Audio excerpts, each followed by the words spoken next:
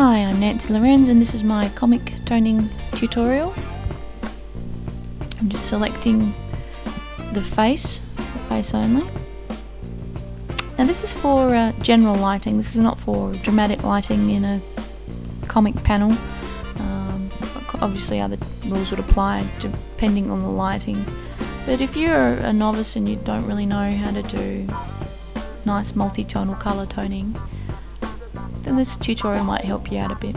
Starting with a light beigey colour, and I'm just blocking in where I want the shadow to be. Start off pretty yellow and then slowly but surely, as the shadow gets deeper, make it a bit more red or a bit more purpley by pushing it towards the grey area of the palette that you keep seeing come up. Now this is just the way I do it. Other people do it differently. The way I do it is rather influenced by real media, as in painting on a canvas and that sort of thing. That's why I do it this way, because I've been classically trained. I'm putting in a nice red there, putting it in the lips and the nose and the little cracks of the face and the shadow.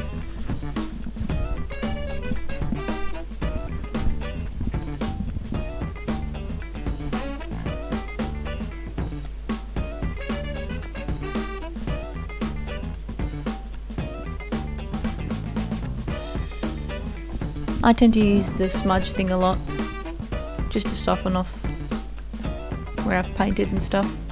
I like it because it gives a nice painterly look, but that's just my style. If you want it smoother, you might prefer the smoothing options in Painter, Corel Painter.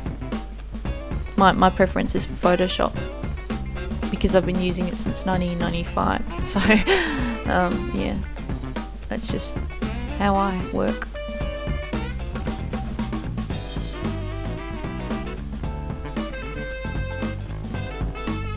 Here I am putting in a deeper colour.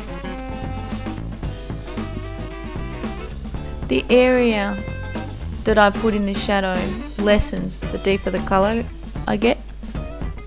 I don't just, I'm not just going over colours. Sometimes I make a mistake and I'll go over a colour, but generally I like to put the colour that I want there down the first time. You know, other than fixing mistakes, I generally, okay, that's the colour I'm going with, I'm going with it, unless it looks heinously terrible, and then I'll replace it.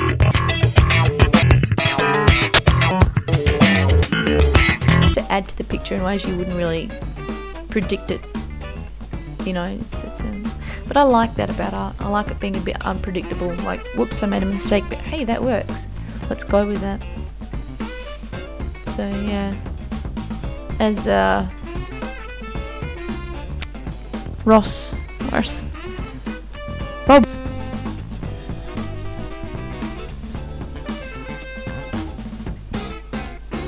The music in the background is from Interstate 76, a very groovy game from the 90s. Andrea, the character that I'm colouring in here, she's very sexy, so this is why I have the Porntastic soundtrack. Here I'm doing the shadow of her eyes. Oh, I'm louder. And putting in a bit of blush as well. Always pay attention to how you render the shadows of the eyes, because you can say a lot about the person from the way their eyes look. If they're a little bit droopy at the ends, they can look a bit sad. If they're very bright open eyes, they can really say a lot. You know, they're very bright open people, so Andrea is a very sensual character, so she's got sort of warm brown eyes and alert as well, because I like her to look like she's looking into you. You can see there that there's a bit of I'm just putting in the warm shadows there in the nose. Some people go overboard, put a really lot, like so the tip of the nose is really dark. They do that a lot in anime. Me, because she's a comic character. She's wearing foundation. I don't tend to do that. See there, I just softened off that shadow. That was bugging me because it was too sharp. If you're really good at the colouring, if you're doing the right job, you put that colour down and it looks fine, and you don't have to do too much smudging. It just down the first time and it looks fantastic. And that's when you know you're on a roll. See there? Didn't do it right. Put the right colour in, looks much better.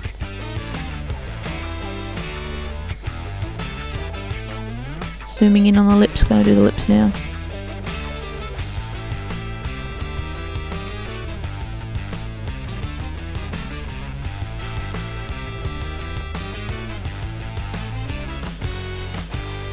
Now I'm going for a glossy look with Andrea's lips.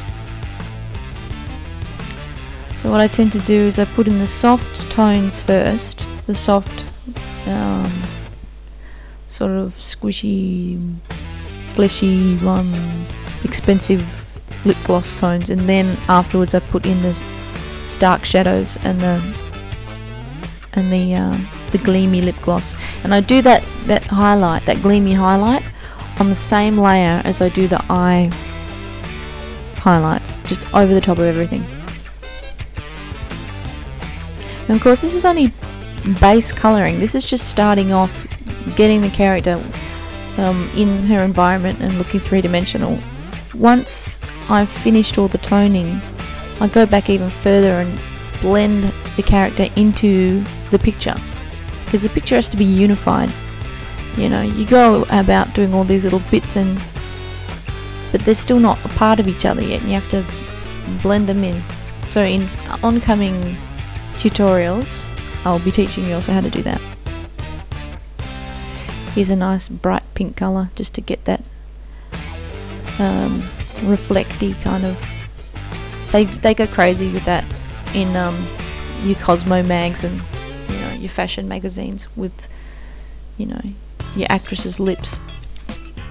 They will add that in there, and it doesn't really happen in real life, but I think it makes a very dramatic picture, which is what you're going after with comics.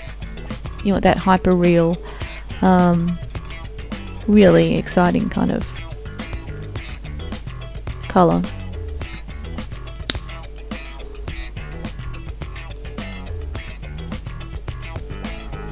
And here I am putting the